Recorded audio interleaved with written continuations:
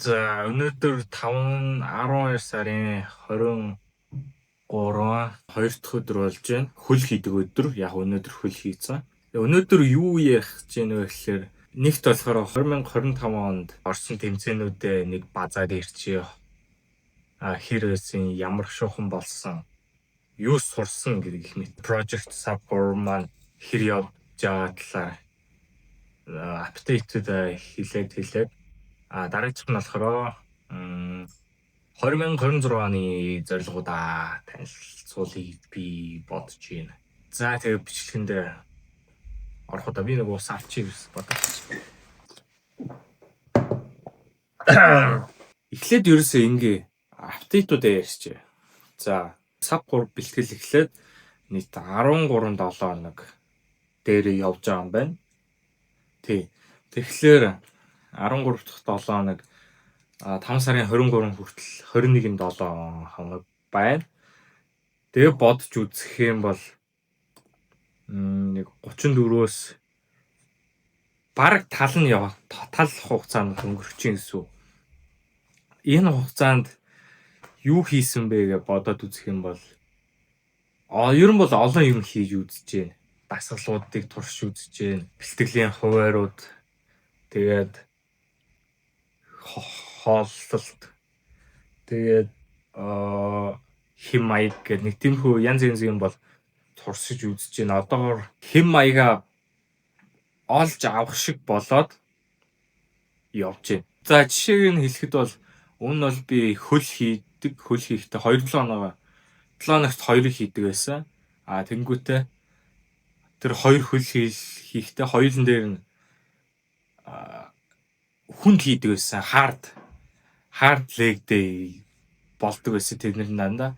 Тэнгүүт маргааш өглөө бүсгүй хамаггүй булгарцсан сэрдэгтэй. Тэгээд ер нь 2 ихлээр бас жоохон ихтэй даан болов гэж бодсон. Би чи ингээд холын гүйлт хийн, тэгээд брик дасгал хийн, дуу унсныхаа ардаас гүйдэгтэй давтан гүйлтүүд хийн, бас заримдаа темпо гүйлт хийн. 7 хоногт ачаалттай баг 5 өдөр болчихж байгааз.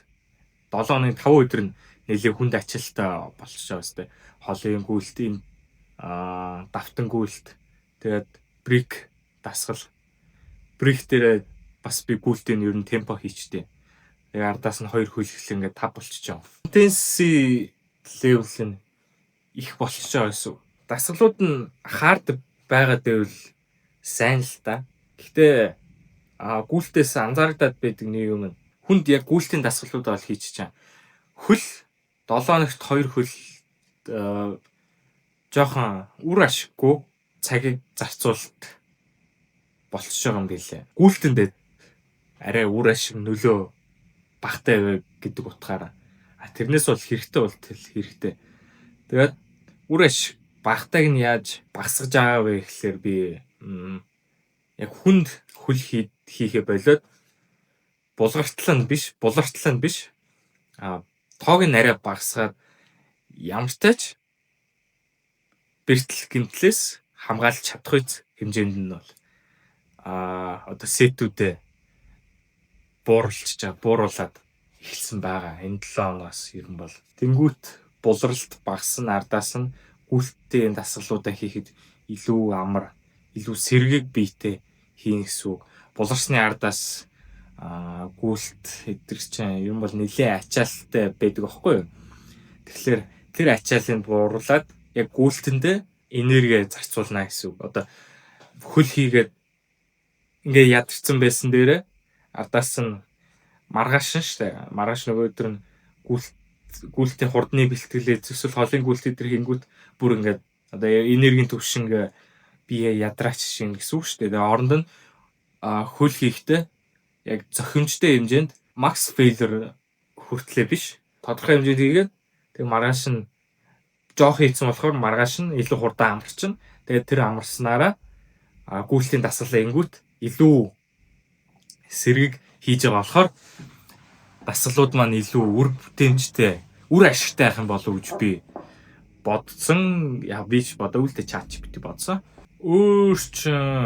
Плеометрик дасгалуудыг бас оруулж ирж байгаа. Юу гэж орчуулахаа л мэдэхгүй байна. Plyometric гэр ингээ харуулж.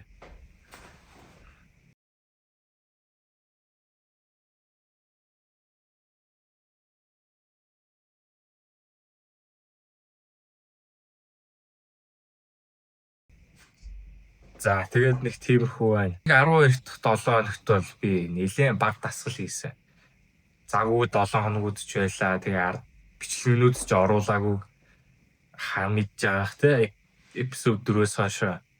Нэрэ триатлонд юу болсон бэ гэхээр триатлон юм бол болохооргүй болчих шиг болсон. Яасан бэ гэхээр триатлон Эрдэнэтэд болгож исэн. Эрдэнэтэд хам бүргэд баха.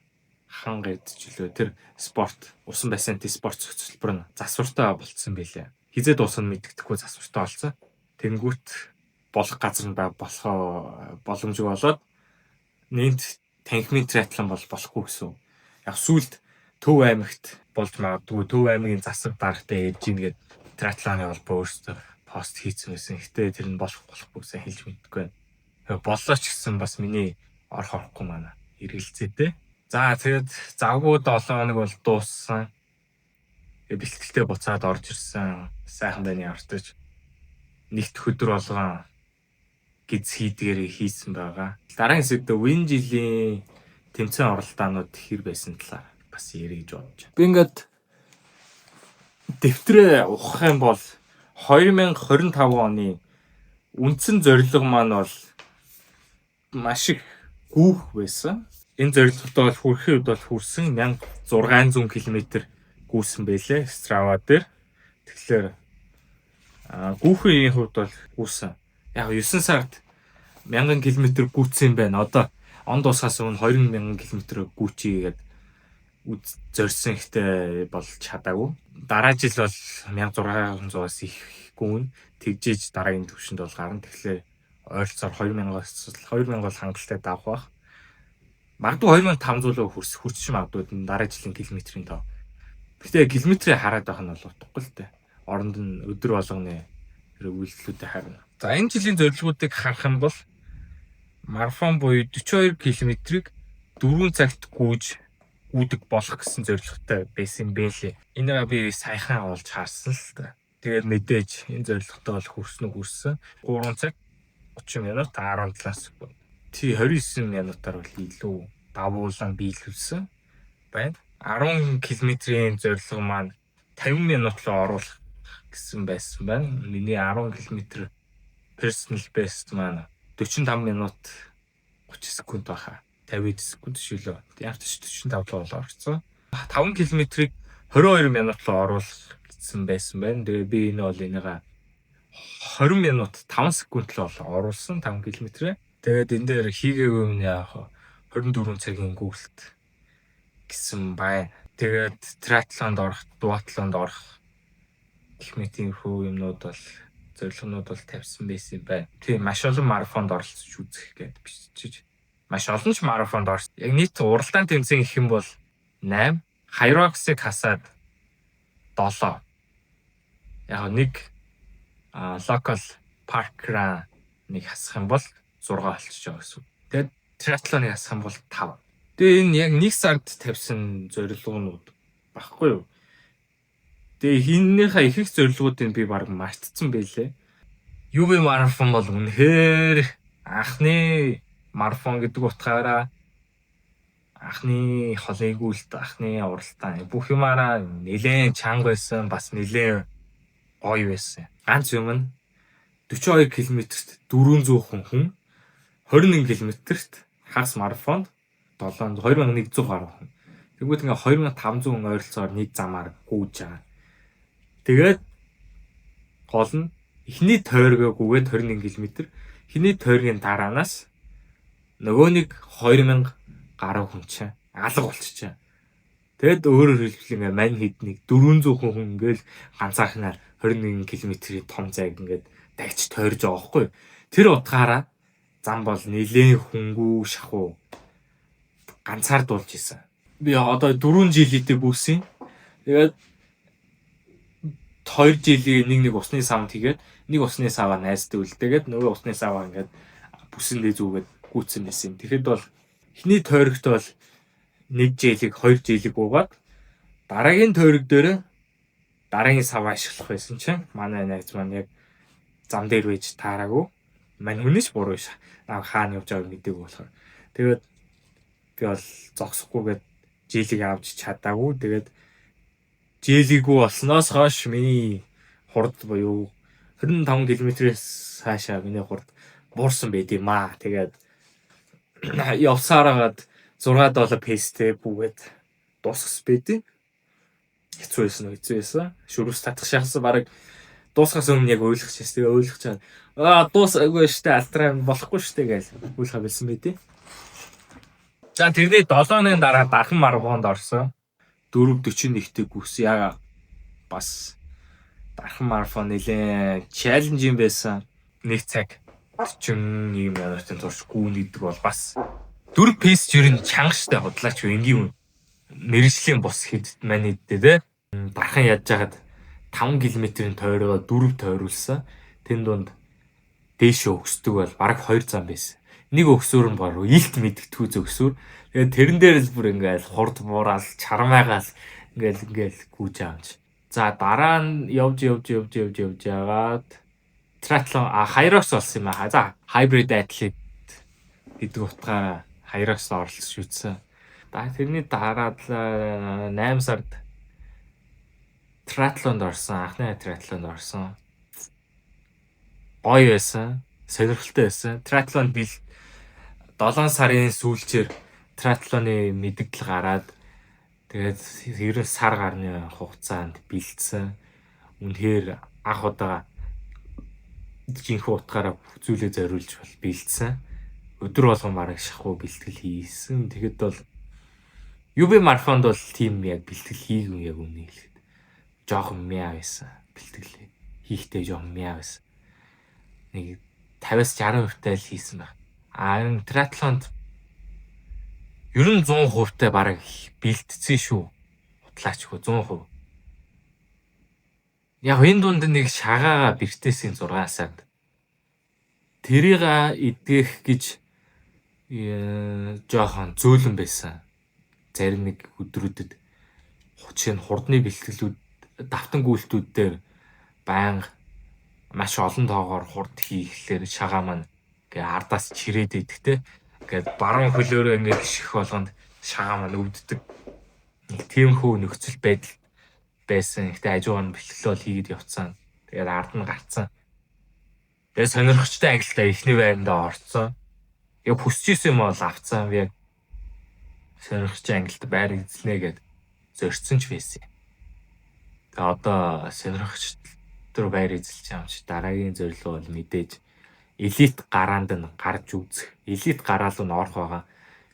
Яаж элит гараал нь орохоо элит амжилтын дунд орохоо би бол сайлж мэдэхгүй байна. Өөртөө асуух юм уу? Өөртөө элит гараал нь орчихоо гэх юм уу? Мэдэхгүй байна. Нууран сэлж үзсэн. Нууран сэлэх үнэхээр бодсон шиг тийм хөгжилтэй зүйл бол байгаагүй. Үнэхээр айлгад юм байлээ. Ингээд сэлж байгаа л зовсонгод хөлчих газар хүрэхгүй гэдгийг мэд ухаарах үед нэг тийм л төртийн байлээ. Айсан гэсэн даваад гарцсан шүү дээ. Айвал бүү хийвэл бүү аа тий. Яг нэг сэтгэл зүйн арга нь юу байсан бэ гэхлээр айц ерөөдөө нэг төрлийн мэдрэмж тийм үү. Жишээ нь харанхуй газар ангот айдаг. Би бол айдаг. Айдаг хүмүүс байгаа. Гэтэ айдаг тийм үү хийх тэнгүүт тэр газар юу ч байхгүй нэзсээр байжиж айдаг заримдаа. Яг тиймэрхүү мэдрэмж гэж би бол тэр нуурын сэлтийг үзээд сэлсэн байгаа. Яг бодит аюул бол байгаа. Гэтэ би ер нь бол өөртөө итгэсэн. Нэгт хоёрт тэр тавьд байгаа аврах багийнханд итгэсэн. Гуравт ардаа зүүжээс тэр хөвдөг юмдаа итгээд миний итгэлийг хүлээсэн 3 зүйл байна гэсэн үг шүү дээ. Хамгийн гол нь би өөртөө сэллээд дуусгаж чадна гэдэгтээ итгээд ингээд сэлсэн ба. Тэнгүүт айдас гэдэг мэдрэмж төрсөн ч за энэ бол зүгээр айдас. Гэтэ энэс айх зүйл байхгүй. Энэ айсан ч хийгээд дуусгах ёстой гэсэн зорилготой байд ингээд айсан ч ингээд сэлэл дуусгасан байгаа. Тийм unusual experience байсан миний хувьд бол. 10-аас 10. Мэдээж сайн бэлтэж байгаа дараа жил улам илүү хүчтэй оролцох зорилготой байгаа. За ингээ явсаар хадад 9 цаг 56 минут бараг 55 км байх шиг байсан. Уулыг бол басаж болохгүй юм байлээ. Уулын гүйлтэй бол зам дээр гүйдэх шиг хүснээр болдгоо юм байлээ. Тэрийг ойлгосон. Явшаач би богд уулан дээр 3-4 удаа гүйж үзчихэд уул ямар цааш чанга байх юм байна гэдгийг ойлгосон. Шууд хамбал болд юм байлээ. Нууран дээр нэг хамбал болсон. Тэгээ ардаас нь уулан дээр бас нэг хамбал болсон. Oh my god. Ус уул хоёрыг басаж болдгоо гэдэг штэ монголчууд чинь. Яг би өмнө бассан байгаагүй. Басаагүй. It's kind of not as you expected юм байлээ. Яг хүлээж байгаа шиг тийм болоод өнгөрчдөг зүйл бол биш юм байлээ. Задгай ус тэнгүүтээ уул хоёр. Уулын гүйлт бол өөр юм байлээ.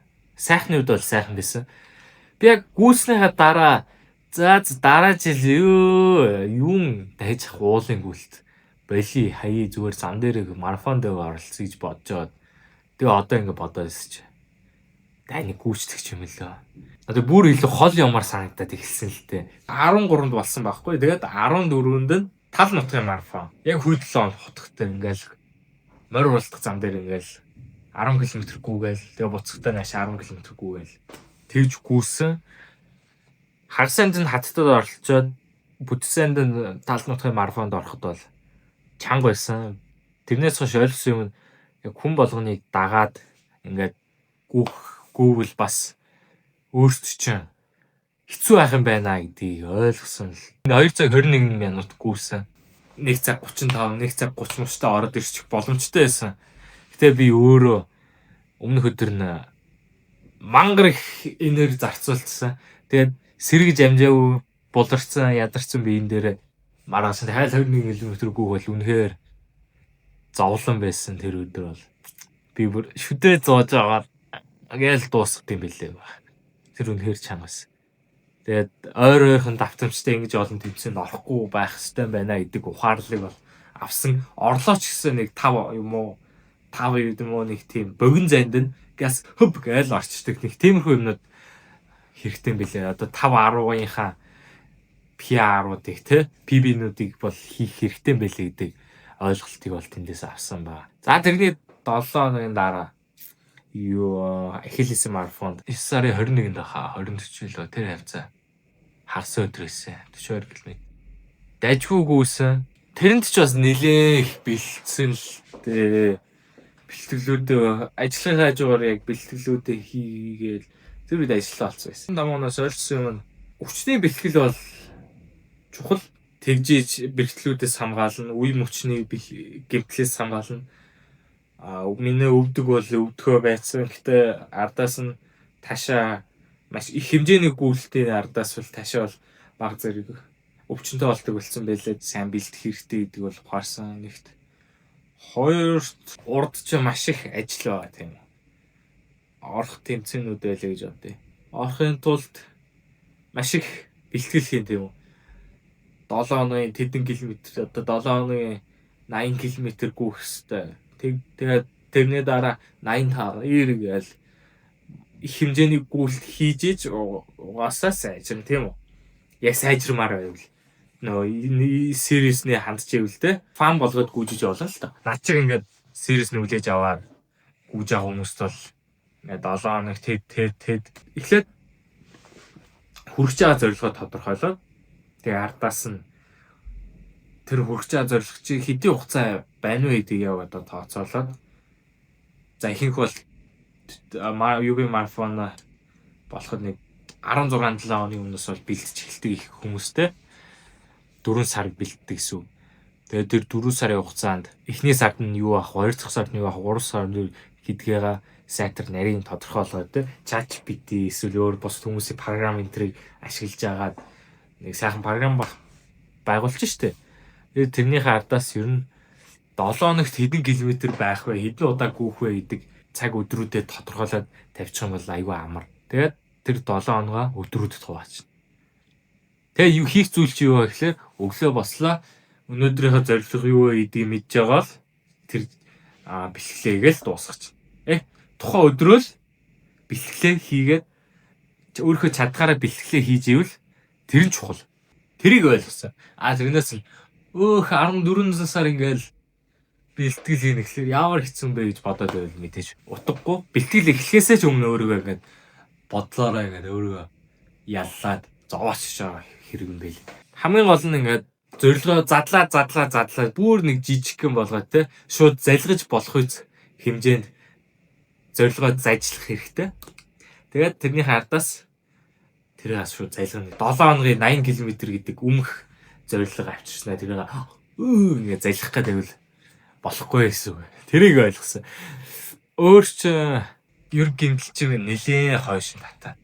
Тийм болохоор аль 6 сард буруу ишгсэн шагаан маань одоо хүртэл ингээ хайлт гарч ирдэг. Хизээ гарч ирдэг вэ гэхээр хурдны бэлтгэл хийх үед гүйлтийн заамлыг гүөх хийх үед. Хамар жоохон гуншаад байна уу. Тэгэхээр одоо би ингээд дасгалуудаа шагаагаа зүгээр болгохтой бол нэлийн анхаарлаа хандуулж хийж байгаа. Энэ жилийн зорилго юу байх вэ? 26-ны зорилго юу байх вэ? Эхний ээлжинд бол төлөвлөгөөнүүд гаргасан. Тэгээ энэ дунд хамгийн чухал гэвэл 2 зорилго байгаа. Эхнийх нь болохоор марафон 42 км-ийг 3 цагт гүйж дуусгах. Өөрөөр хэлбэл 3 цаг хамгийн ихтэй 3 цаг 4:17 пейстэй гүйж дуусгах гэсэн үг. 2 цаг 59 минутанд орж ирдэг ч юм уу те. За 2 дахь зорилго юу вэ гэхээр 26 онд болох триатлоны улсын аварга шалгаруулах тэмцээнд элит гараанд нь болж өгвөл орно. Орж чадахгүй бол sub 1 hour 50 minutes буюу 1 цаг 15 минутанд тэр спринт зайгаа бол дуусгах гэсэн зорилготой байгаа. Энэ хэдэн бэ гэхээр сэлдээ 10 минут ойролцоогоор тэгээ ардаас нь дууга 40 минут 50 минут болчих шүү дээ. Тэнгүүт ардаас нь гүйлтээ 20 минут. Буюу 1 цаг 10 минут болчихсоос яг эднэр ингээд ганц 2 минут нэмэгдээд transition дээр нэмэгдээд 1 цаг 15 минут гэдэг зорилго тавьсан байгаа. 25 онд ингээд энэ жил сонирхчдын гаранд эхний байранд орчиж байгаа шүү дээ. Гэтэ ингээд өөрөө цагийг элит тамирчдын про тамирчтай харьцуулангууд ер нь бол нэлийн доогоор байсан. Нэг дунд хаваар байсан. Би ч ингээд дээш нь гарч ирмээр байгаа. Хүн шүү дээ яг үнийг хэлэхэд. Ironman, Pro Ironman гэсэн зорилготой юм. Тэгэхээр яартайч чадхаараа бол хичээнэл гэсэн үг болчихоо. Оролцох марафонуудаа ерөнхий жагсаалтаа бол ингээл гаргацсан байгаа. Тэн дунд ультра марафон байхгүй, уулын гүйлт байхгүй. Гэтэ уулын гүйлт оруулж ирвэл нэг мөсөн ультраг оруулж ирье гэж бодож байгаа. 55-т гүгээд үзсэн. Дахиж 50-т гүөх үү яах уу гэдэгтээ бол бодчих л байна. Бүр 55-аас илүү дараагийн төвшин рүү гардыг юм ч гэсэн зорилт бодол байна. Аль боломжтой тэр үеэрээ л аль нэгэнд нь орох бодолтой. За. Яг бичлэг хийжсэн чинь багтаанч төрөө дуусчихдаг шүү дээ. Триатлон бол 100 болтын 8 сар хавцаа. Тэгээд энэ хоёрын хажуугаар аль ультрамарафон боломжтой тэрний нэгийг л барьж аваад хийх байх. Ультрамарафонд орсны дараа ардаас нь триатлонд орныг л угаасаа худлаа. Сэргийж амжаагүй жил хамгийн чухал зорилго маань хүрээд ирчихэ. Эсвэл триатлонд орсны дараа бас ардаас нь хэд холтоор ивэл жоох удлаа байна гэж би бол бодож байна. Одоо хийх л үлдэж байна. Би нэг зүйлийг амлана. Энэ зорилгоодыг бол би амлахгүй. Харин би бэлтгэлээ бол амлах чад. Би бэлтгэлүүдээ байн хийж чаднаа гэдгийг л амлах чад. I'm promising the work, not the finish line. Хийх ажлаа би бол хийнэ гэдгийг бол амлаж байна. Харин үр дүн амлахгүй гэдэг нь би хүрч чадахгүй байх үедээ гэж бодож байгаа доо биш. Харин зорилгод хүрэх гэхээсээ илүү тэр зорилгод хүрэх явц нь ихэнх үед чухал байдаг болохоор тэр үйл явцыг бол би бол амлан тэгээд сайхан энэ зорилгодоо хүрэх үйл явцаа YouTube сувгатаа Instagram дээр аль дээр нь хуваалцаад явна. Яа. Тийм л. Тэгээд би нэг юм ойлгосон. Хэдийн хугацаанд бэлтгэл хийхгүй явсан ч ингээ эргэж ирэхдээ буцаад Сахилга баттай алдармах бол хизээч хараад ирчих чадах юм байл гэдгийг ойлгосон. Би заавал өдөр болгоо бэлтгэл хийгээд өөртөө батлах харуулах гад байх шаардлагагүй болсон. Яг тэгэхээр би тэгж батлах шаардлагагүйгээр өөртөө итгэлтэй болсон. Би өөрөөхөө Сахилга бат нэлээд итгэлтэй болсон. Тэр хэмжээний хүч хөдөлмөр яарч тааш гаргасан байна гэж бодглохлоор тодорхой хэмжээнд өөрөөрөө бахархчихлаа. Kobe Bryant хэлдэг job's not finished, bro. It's not done. You have more to do. Тэгээ хийх ажил их байна. 26-нд бол догдолж байна. Тэгээд натаа хамт байгаараа 26-нд юу болох нь үнэхээр сонирхолтой. Тэгээд та нараас 26-нд ямар зорилгонууд байна. Let me hear, bro. Тэгээд дараагийн эпизодоор уулзъя. Peace.